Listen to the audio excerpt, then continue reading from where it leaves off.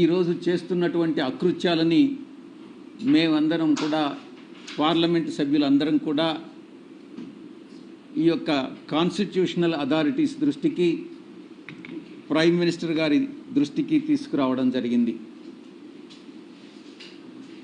ఆంధ్ర రాష్ట్రంలో ప్రజాస్వామ్యం అన్నటువంటిది ప్రమాదంలో పడింది అన్నటువంటి విషయం ఈరోజు ప్రజలందరూ కూడా గుర్తిస్తూ ఉన్నారు. వారం రోజులుగా తెలుగుదేశం పార్టీ చేస్తున్నటువంటి దాడులు, అత్యంత భయానకమైనటువంటి పరిస్థితులు ఆంధ్ర రాష్ట్రంలో నెలకొన్నటువంటి సంగతి ప్రతి ఒక్కరికి కూడా తెలుసు. కానీ దానికి పూర్తి భిన్నంగా వైఎస్ఆర్ కాంగ్రెస్ పార్టీ పైన, కార్యకర్తలపైన, నాయకులపైన చేస్తున్నటువంటి దాడుల్ని దాన్ని తిరిగి మేమేదో వాళ్లపైన దాడులు చేస్తున్నామన్నటువంటి విధంగా చిత్రీకరిస్తున్నటువంటి ఘనత ఒక్క చంద్రబాబు నాయుడికే దక్కుతుంది. ఈ రకంగా వక్రీకరించేటటువంటి బుద్ధి ఒక్క చంద్రబాబు నాయుడికి, ఆయన పార్టీ నాయకులకు మాత్రమే ఉందన్నటువంటి విషయం అందరూ కూడా గమనిస్తూ ఉన్నారు. ఈరోజు చంద్రబాబు నాయుడు గారి పరిపాలన ఒక ఆటవిక పరిపాలన అన్నటువంటి విషయంగా మనం అభివర్ణించవచ్చు. మీకు వీడియో రూపంలో కూడా తెలుగుదేశం పార్టీ నాయకులు, కార్యకర్తలు, మా కార్యకర్తలపైన చేస్తున్నటువంటి, నాయకులపైన చేస్తున్నటువంటి దాడుల్ని మీకు చూపించడం జరుగుతుంది. చట్టం లేదు, స్వేచ్ఛ లేదు, న్యాయం లేదు, అన్యాయమే రాజ్యమేలుతుంది. ఈ ప్రమాణ స్వీకారానికి ముందే ఈ రకమైనటువంటి ప్రామాణికాలు సృష్టిస్తున్నారు అని అంటే దీని మీరు అర్థం చేసుకోవచ్చు చంద్రబాబు నాయుడు పరిపాలన రాబోయేటటువంటి 5 సంవత్సరాల కాలంలో ఎలా ఉంటుంది అన్నటువంటిది. కనీసం ఫిర్యాదు చేస్తామన్నా కూడా దాడి చేయించుకొని, దాడి జరిగిన తరువాత గాయాలకి గురై ఆ తర్వాత కూడా ఫిర్యాదు చేస్తామనంటే అధికారులు భయపడుతున్నటువంటి పరిస్థితి ఫిర్యాదు తీసుకునేదానికి. ఇది చంద్రబాబు నాయుడు పరిపాలన. ఈరోజు రాష్ట్రాన్ని అత్యంత భయానకమైనటువంటి వాతావరణంలో ఈరోజు చంద్రబాబు నాయుడు ప్రమాణ స్వీకారానికి ముందే నెట్టడం జరిగింది.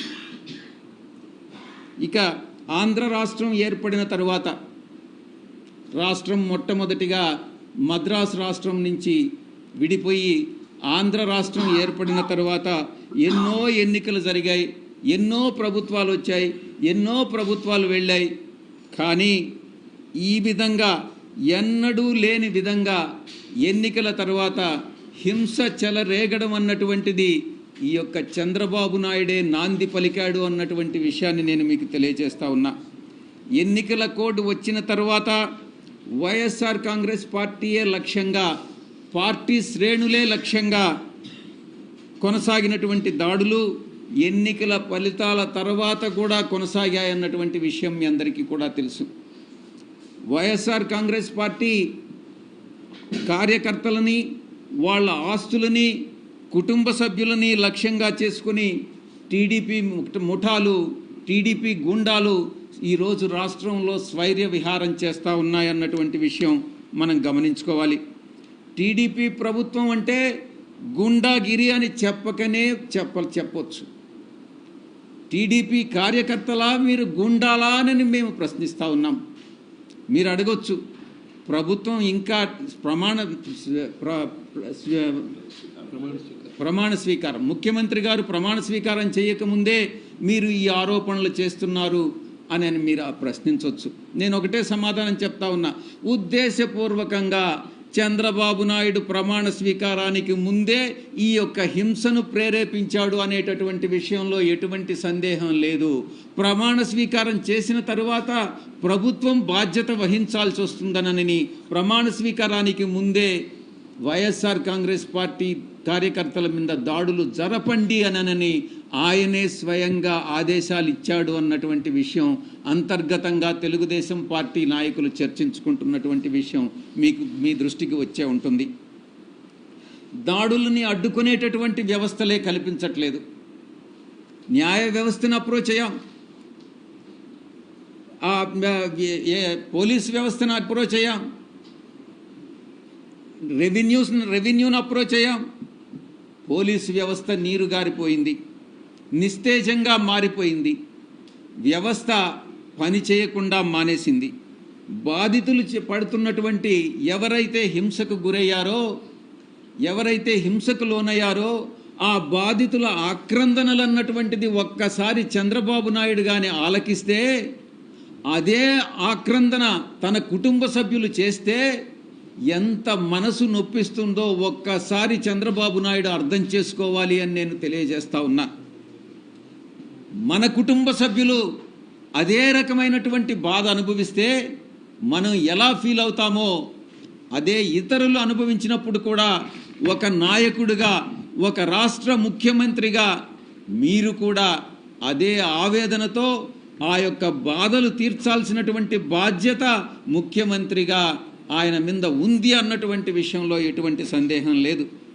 ఎన్నికల కోడ్ వచ్చిన తర్వాత, ఎన్నికల ఫలితాలు వెలువడిన తర్వాత 2 సందర్భాల్లో కూడా చంద్రబాబు నాయుడు, ఆయన కుమారుడు లోకేష్ ఇద్దరు కూడా ఈ రక్త చరిత్ర నేను అభివర్ణిస్తా ఉన్నాను. ఇది రక్త చరిత్ర, ఈ యొక్క చీకటి అధ్యాయంగా చరిత్రలో మిగిలిపోతుంది. 2024లో మొట్టమొదటిసారి చంద్రబాబు నాయుడు, నేను అనుకుంటాను 1999లో అధికారంలోకి వచ్చాడు. అది బీజేపీ పార్టీ వల్లనే. ఆ తర్వాత 2014లో అధికారంలోకి వచ్చాడు, అది బీజేపీ సహకారం వల్లనే. ఇప్పుడు 2024లో మళ్ళీ అధికారంలోకి వచ్చాడు, అది కూడా బీజేపీ సహకారం వల్లనే.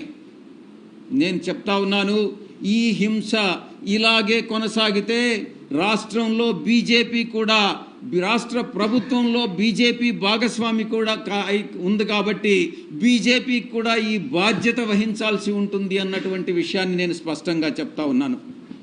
ఈ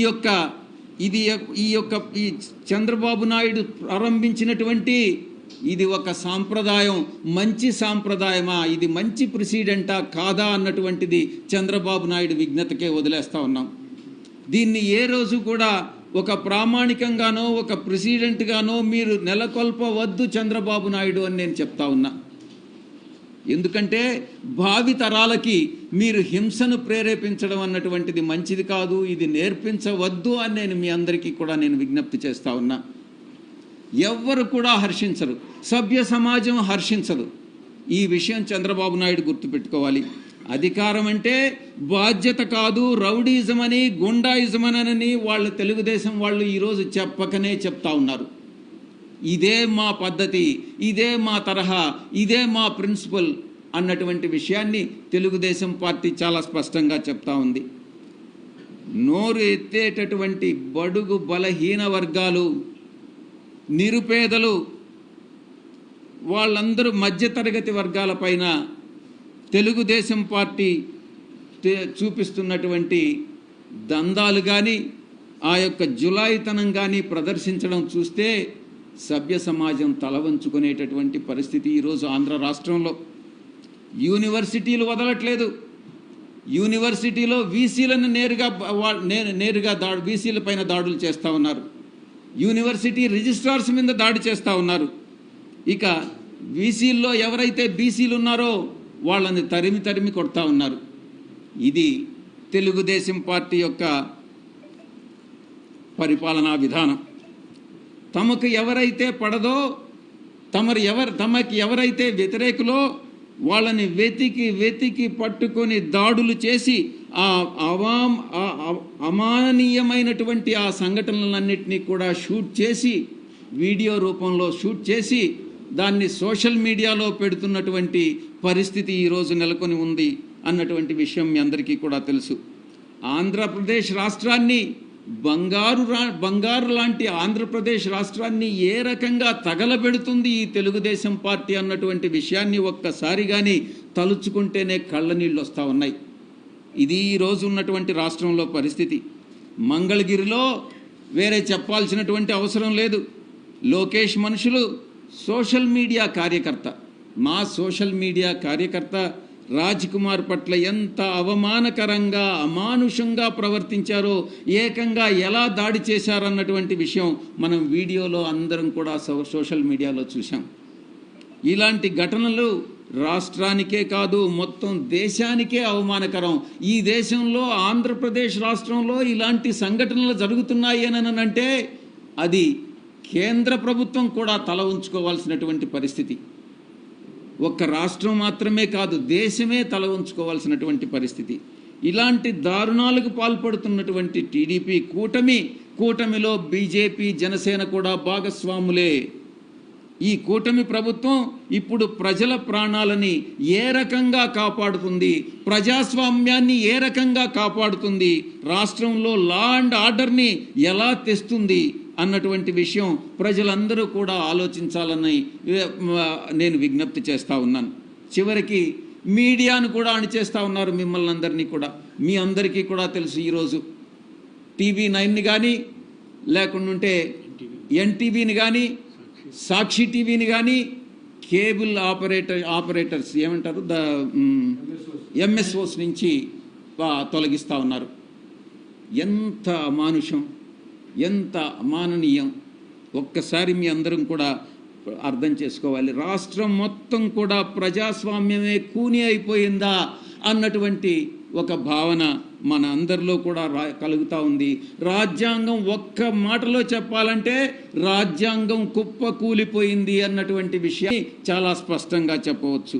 వారం రోజులుగా జరుగుతున్నటువంటి గత వారం 10 రోజులుగా జరుగుతున్నటువంటి ఈ యొక్క హింసాత్మక ఘటనలో కొన్ని ఘటనల్ని అది మీ ముందుకు తీసుకురావాలని వీడియో రూపంలో కూడా మేము మీ అందరికీ కూడా చూపించడం జరుగుతుంది. ప్రకాశం జిల్లాలో కానీ పొన్నలూరు గ్రామంలో అలా కొన్ని చాలా విషయాలు 11 నుంచి ఇంచుమించుగా ఈ ఘటనలన్నీ చెప్పాలంటే ఒక అరగంట పడుతుంది. కాబట్టి ఇంచుమించు 27 సంఘటనలు దీంట్లో లిస్ట్ చేయడం జరిగింది. వీటినన్నిటినీ కూడా ప్రధానమంత్రి గారికి, ఇది ప్రెసిడెంట్ ఆఫ్ ఇండియా గారికి మొట్టమొదటి లెటర్, ప్రెసిడెంట్ ఆఫ్ ఇండియా గారికి రెండవ లెటర్. ఈరోజే ఘటనలు మాకు తెలిసే కొంది మళ్ళీ కూడా మేము ఫైల్ చేయడం జరుగుతుంది. ఇది ప్రైమ్ మినిస్టర్ గారికి, ప్రధానమంత్రి గారికి, అదేవిధంగా నేషనల్ హ్యూమన్ రైట్స్ కమిషన్కి, అందరి దృష్టికి కూడా ఈ సంఘటనలన్నింటినీ కూడా వారి దృష్టికి తీసుకురావడం జరిగింది. ఈ కాపీస్ అన్నీ కూడా మీకు కూడా మీడియాకి కూడా మేము పంచుకుంటామన్నటువంటి విషయం మీ అందరికీ కూడా తెలియజేస్తూ, ఇప్పుడు మా యొక్క లోక్సభ ఫ్లోర్ లీడర్ మిథున్ రెడ్డి గారు మీడియాను ఉద్దేశించి మాట్లాడారు. అందరికి కూడా నమస్కారము. రాజకీయాల్లో గెలుపోవటములు సహజము, కానీ గత కొన్ని రోజులుగా జరుగుతున్న హింసాత్మక ఘటనలు చాలా బాధాకరము. రాజకీయాలు ఎలక్షన్ల వరకే ఉండాలి, కానీ దాని తర్వాత కూడా ఈరోజు చాలామంది కార్యకర్తల్ని దౌర్జన్యంగా గాయపరచడము, అదేవిధంగా ఇల్లులు కూల్చేయడము, జేసీబీలు పెట్టి వాళ్ళ వ్యాపారాల్లో దెబ్బతీయడము, అదేవిధంగా చాలామంది పైన ఈరోజు దాడులు జరిగిన పరిస్థితి అందరూ కూడా చూస్తూ ఉన్నాము. ఇవన్నీ కూడా ఒక మంచి ప్రెసిడెంట్ కాదు, అధికారం ఇప్పుడు కూడా శాశ్వతం కాదు. ఎన్నో పార్టీలు ఎంతోమంది అధికారంలోకి వచ్చారు, పోయారు. కానీ ఈ విధంగా కార్యకర్తల పైన దాడులు చేయడము, ఇల్లులు కొట్టడం, ఇవన్నీ కూడా కొత్త పద్ధతి. ఎప్పుడు కూడా ఈ విధంగా రాష్ట్రంలో జరగలేదని చెప్పి కూడా మేము తెలియజేస్తా ఉన్నాము. ప్రజలు మ్యాండేట్ ఇచ్చారు మీకు.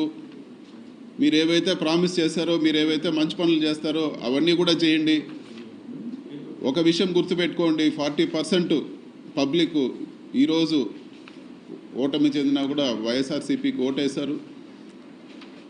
కేవలం ఆ 60% ఏదైతే మీకు 57 56 ఏదో వచ్చిందో వాళ్ళకే ప్రభుత్వం కాదు, మొత్తం ఆంధ్ర రాష్ట్ర ప్రజలందరికీ కూడా ప్రభుత్వం బాధ్యత తీసుకోవాలని చెప్పి కూడా నేను కోరుతా ఉన్నాను. ఇలాంటి ఘటనల అన్నింటి కూడా ఇమ్మీడియట్గా లా అండ్ ఆర్డర్ అన్నీ కూడా చక్కదిద్ది ఇలాంటి ఘటనలు జరగకుండా తగిన చర్యలు తీసుకోవాలని చెప్పి కూడా మేము కోరుతాను. అదేవిధంగా ఈరోజు పార్లమెంటరీ పార్టీ మీటింగ్ పెట్టుకొని ఇవన్నీ కూడా అందరికీ, పెద్దలందరికీ కూడా, ప్రెసిడెంట్ గారికి, ప్రధానమంత్రి గారికి, హ్యూమన్ రైట్స్కి, వాళ్ళందరూ కూడా ఈ ఇష్యూస్ ఏవైతే ఘటనలు జరిగినాయో ఇవన్నీ కూడా వాళ్ళ దృష్టికి తీసుకుపోతామని చెప్పి కూడా నేను తెలియజేస్తాను.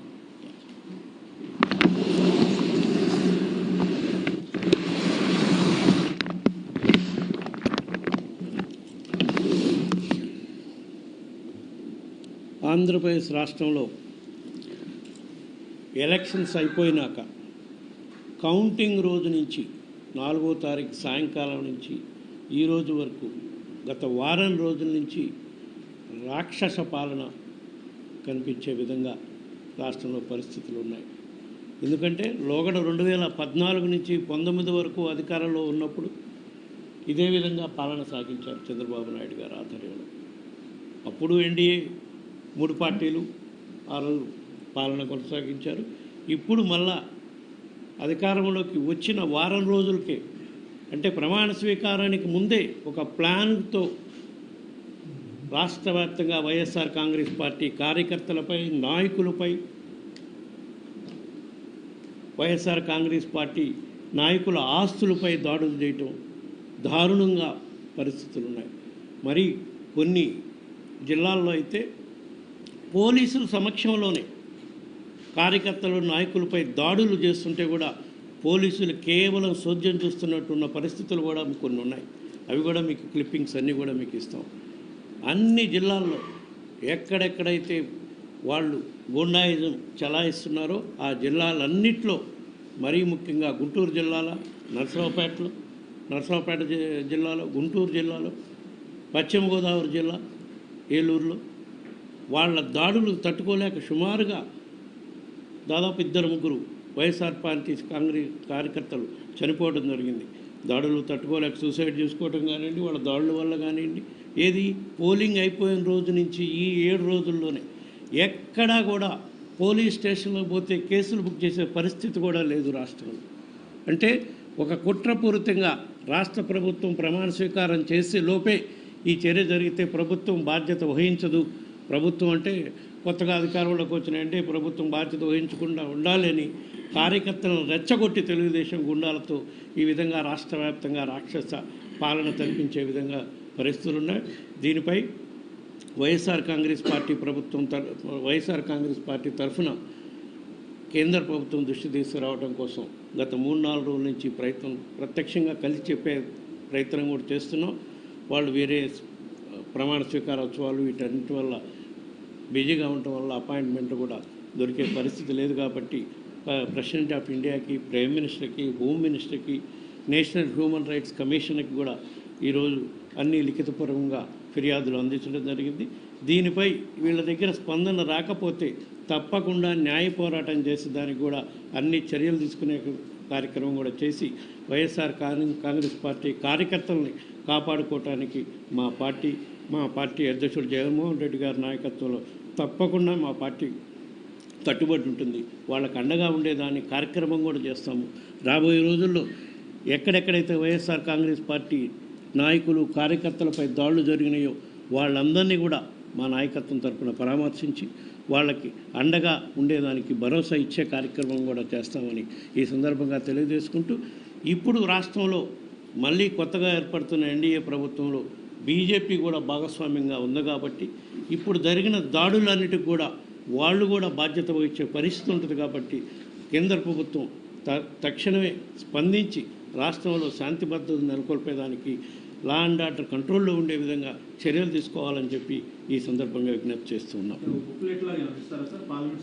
అన్నీ ఉన్నాయమ్మా. పార్లమెంట్ సెషన్లో ఎంపీలందరికీ రేపులో జరుగుతుంది, ప్రభుత్వం ఏర్పడకముందు జరిగిన పరిస్థితి ఏ రకంగా ఉన్నది బుక్లెట్లు అంటే ఇప్పటి వరకు జరిగిన సంఘటనలపై ఆల్రెడీ మేము కంప్లైంట్ రూపాన అందరికీ పంపిస్తున్నాం. మీకు కూడా మీడియా సోదరులకు కూడా ఇచ్చే కార్యక్రమం జరుగుతుంది. అవి కూడా అందిస్తాం.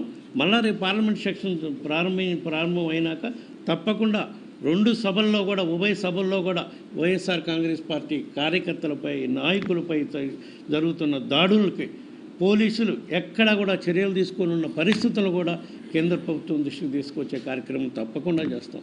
మరీ ఘోరంగా నాయకులు, కార్యకర్తలే కాకుండా ప్రభుత్వ ఆస్తుల్ని మరీ విశ్వవిద్యాలయాలలో ఉన్న విగ్రహాలని అన్నీ తొలగించే కార్యక్రమం చేస్తున్నారు. ఆస్తులను ధ్వంసం చేసే అధికారం వీళ్ళకి ఎవరిచ్చారు? ప్రభుత్వ ఆస్తులు, ప్రభుత్వ సచివాలయాలని, విశ్వవిద్యాలయాలని విధ్వంసం చేసే కార్యక్రమం కూడా చేస్తున్నారు. అయినా సరే ప్రభుత్వ ఆస్తులను ధ్వంసం చేస్తున్నా సరే పోలీసు వాళ్ళు సోద్యమే చేస్తున్నారు. కానీ ఎక్కడ కేసులు బుక్ చేసిన దాఖలాలు కూడా లేవని చెప్పి ఈ సందర్భంగా తెలియజేసుకుంటాం. ఈ సందర్భంగా మళ్ళీ కూడా మేము కేంద్ర ప్రభుత్వానికి విజ్ఞప్తి చేస్తున్నాం. తక్షణమే ఆంధ్రప్రదేశ్ రాష్ట్రంలో జరుగుతున్న హింసాకాండపై చర్యలు తీసుకునే కార్యక్రమం చేయాలి అని చెప్పి ఈ సందర్భంగా కేంద్ర ప్రభుత్వాన్ని కూడా విజ్ఞప్తి చేస్తూనే ఉన్నాం.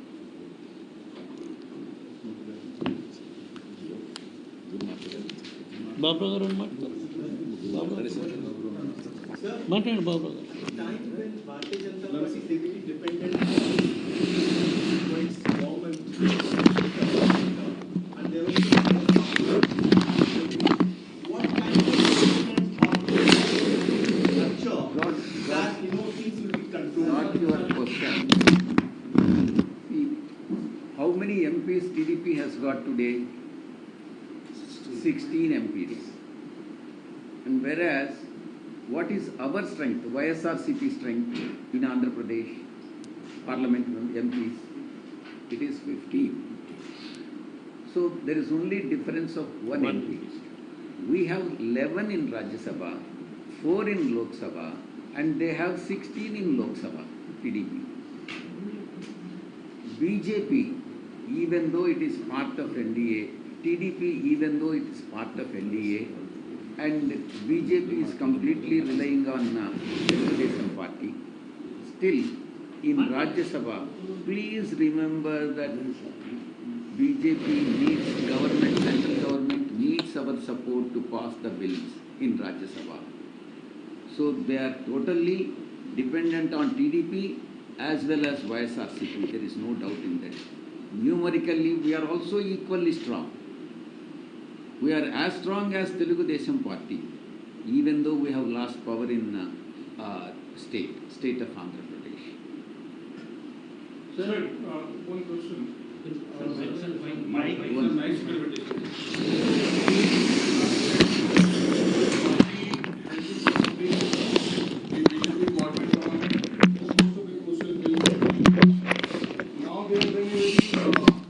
I will, yes, got the point. See, the policy of the party, YSR Congress Party, is to support the central government only when the interest of the country and interest of the state are involved.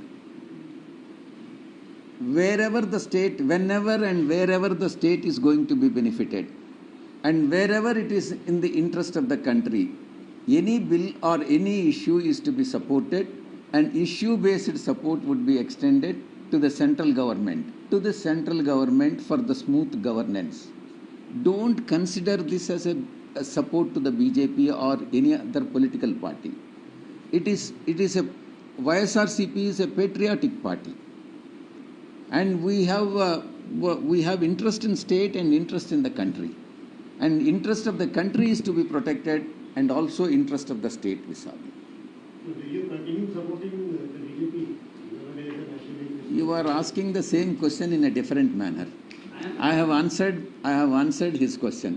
It is only a question slightly different. I'll ask you in different manner this question only. But would you be more comfortable with India Alliance or NDA Alliance? See, it is only the interest of the state and interest of the country. It is not the BJP or Congress Party or India or NDA. What we want is, we need to protect it is obligatory on the part of YSRCP, and there is a constitutional obligation on the part of YSRCP as a political party to protect the interest of the state and also interest of the country and interest of the people of this country and people of the state. Therefore, any issue which has got a bearing on the interest of the people of the country or interest of the people of the state would be supported by YSR Congress Sir, Party. one broader question. How do you see the Lok Sabha voting in which we have seen the NDA tally going down and the India tally going up? So how do you reply for that? See, it's a people's verdict. We have to accept. All political parties have to accept the verdict of the people. So people have given so many numbers to BJP and so many numbers to Congress Party, NDA or India Alliance, INDA.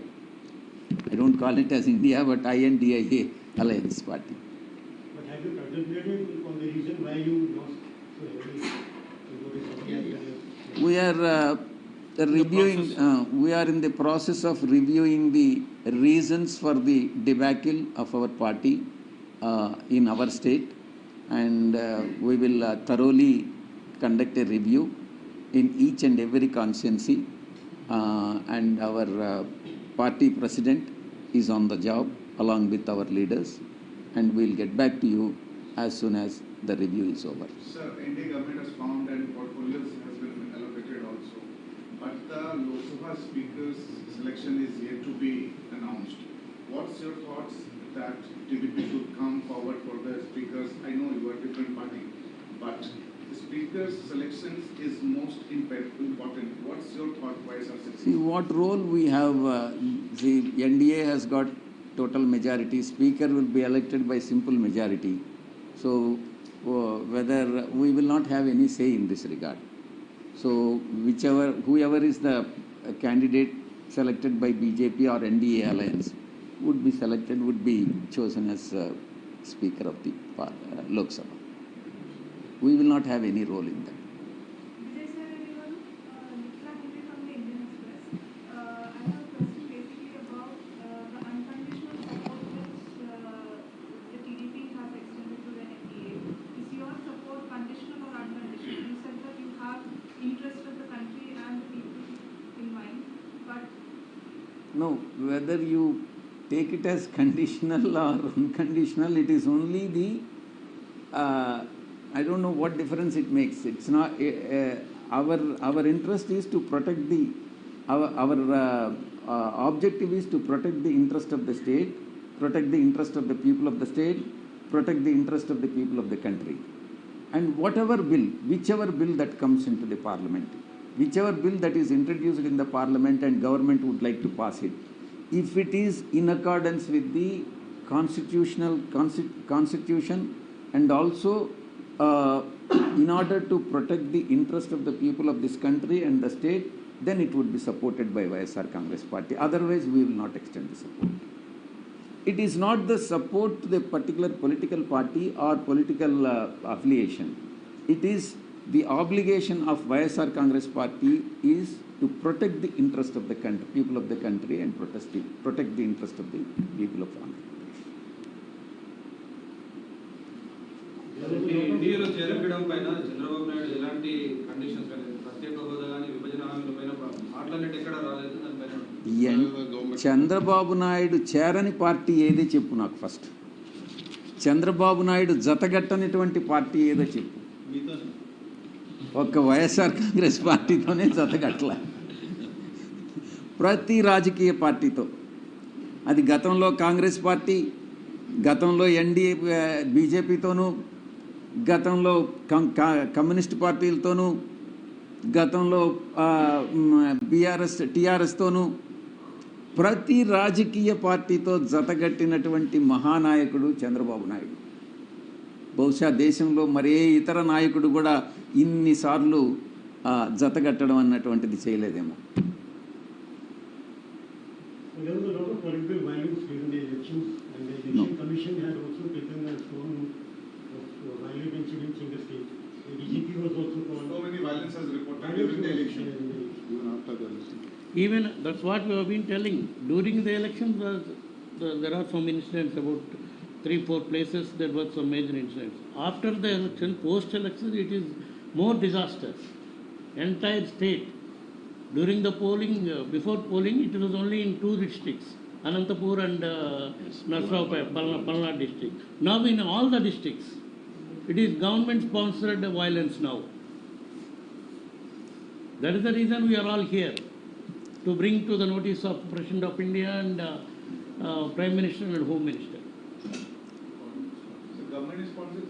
That means Telangana government has come to power, no? Though before they take the oath itself, they started doing this. Once they took the oath, again they have to take the responsibility, no?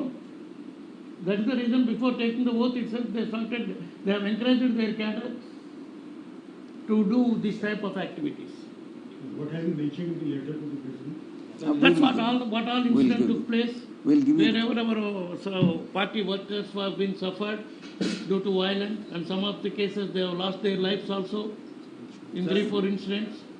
All those incidents you have mentioned. Saying that government sponsored, No. but government has not formed. Government has not It's formed. ruling parties. Ruling party, Telugudesam party, cleverly doing this before taking the vote, so that they cannot be blamed directly because they didn't took the charge. To give that impression, they are doing this. They have encouraged their cadre to do like this. కేంద్ర ప్రభుత్వాన్ని జోక్యం చేసుకోవాలనుకుంటున్నారు. తప్పకుండా, because కేంద్ర ప్రభుత్వంలో ఉండేది BJP, అక్కడ కూడా NDA, Telugu Desam, BJP and Janasena, 3 parties are they aligned there. If they are not taking action, that blame will come on them also. As a border reported, Pardon? it will come on them. They are not bothered about it. That's what we are bringing to their notice through you, and directly also lodge a complaint to them. They are available here. We thought of meeting them also. Unfortunately, they are all busy with oath-taking ceremonies and other functions. So some of the crucial items from BJP's agenda this time has been like one nation, one election, UCC. So where does the party stand on these 2 issues? See, our party president has made it very clear in many of the during the election campaigning. Our party stand as to UCC. So we will adhere to the stand that has been taken by our party president. It has been amply made clear. So there is nothing new in that. Of course, you have been doing that from last 10 years. No? From 2014 also, you have been, though you are not in power, when you are in opposition also, you are extending our support only on issue-basis issues. Even during our power 2019 to now 24, you have been extending only on issue-based issues. You have not either aligned to India or either aligned to Congress party or some other party. That is our practice. We will continue to do that now. While campaigning in Nellore, our party president has made amply clear that the UCC would not be supported by YSR Congress party. One nation, one election.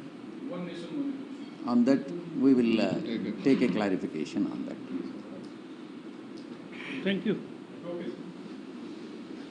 Clippings away, Sarama. We will show you some of the. clippings also. Some of the clippings where Yeah, violence took please. place and they have not taken any action. Some of the incidents.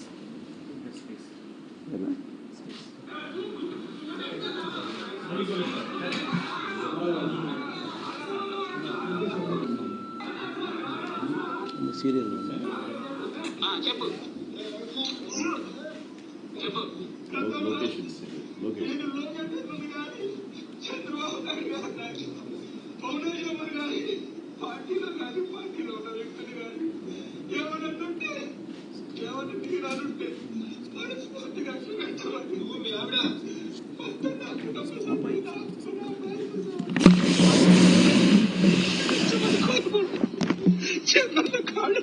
నాగాలు కాదు లోకేష్ గారు నువ్వు క్షమించమని అడగాల.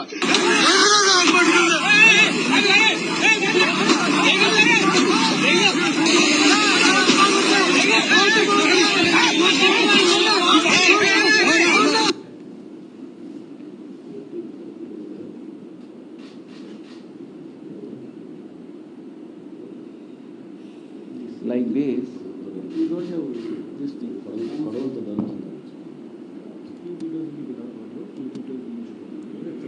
So, like this, 37 altogether, 37 incidents have been shot, and they are available with us. And out of so many incidents,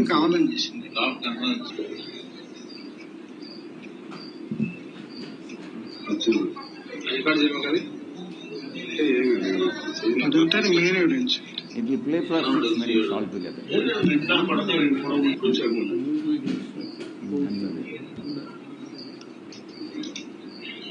Incidents that is మొత్తం ఈ మన దగ్గర ముందే రిపోర్ట్ చేసింది. చాలా జరిగిన ప్రతి ఒక్క నిమిషం అలా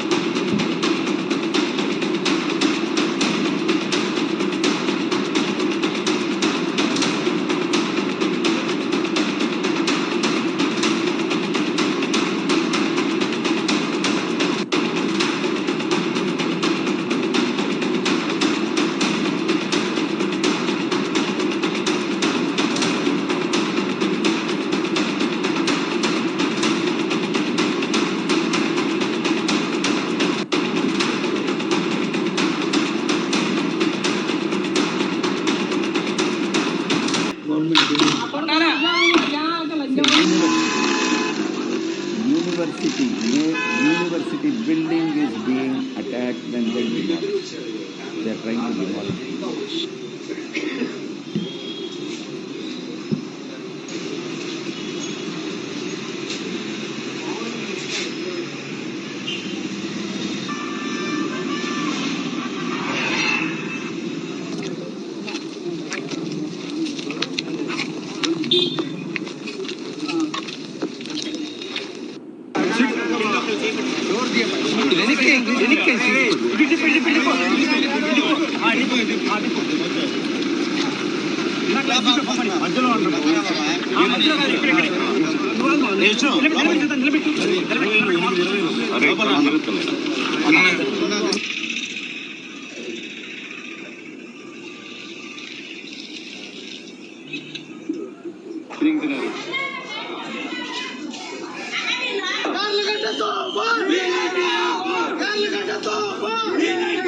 Police have become spectators.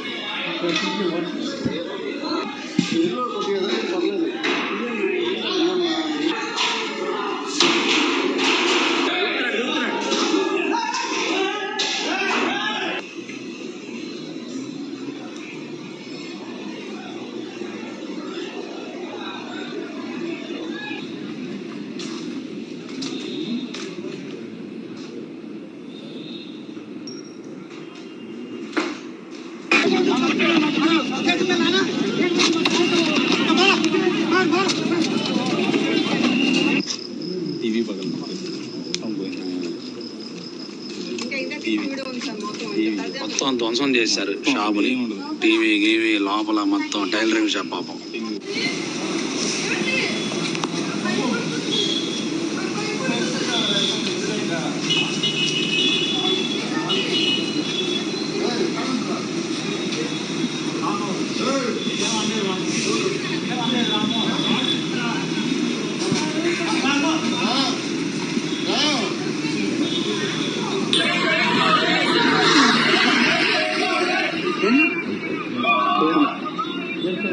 పేరు మారుతున్నారు.